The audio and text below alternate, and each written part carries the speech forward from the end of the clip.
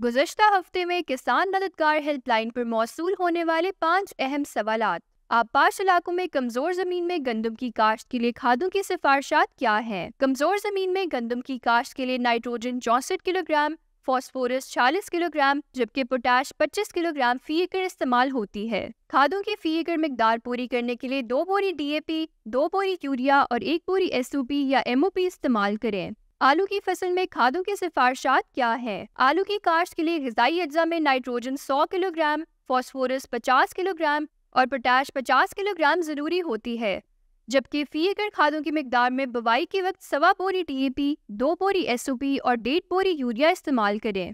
आलू की फसल में आबपाशी का तरीका क्या है? आलू की फसल को पहली आबपाशी बुवाई के फौरन बाद करें और ख्याल रखें कि पानी खलियों के 2/3 हिस्से तक पहुँचे, वरना जमीन सख्त हो जाएगी और उगाव मुतासर होगा। बाद में ये वक्फा मौसम के मुताबिक बढ़ाकर 7 से 10 दिन तक कर देना चाहिए। आलू बर्दाश्त करने से 15 दिन पहले आबपाशी बंद कर दें। आलू का अगीता झुलसाव की बीमारी का इंसदाद कैसे मुमकिन है? ये बीमारी एक फफूंदी की वजह से होती है। आमतौर पर मैदानी इलाकों में पाई जाती है, लेकिन पहाड़ी इलाकों में भी हो सकती है। इस बीमारी की वजह से बादामी रंग के हम मरकज धब्बे पत्तों के हाशियों पर रूनुमा होते हैं और पत्ते मुड़कर सूख जाते हैं। बाज़ औक़ात बीमारी से तन्ने और नठल भी मुतासर होते हैं। आलू की काश्त का मौजू वक्त क्या है?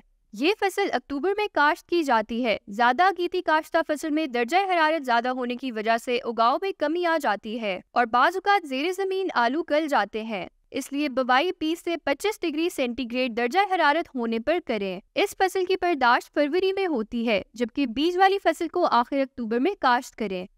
मज़ीद रहनुमाई के लिए किसान मददगार हेल्पलाइन पर राब्ता करें। शुक्रिया।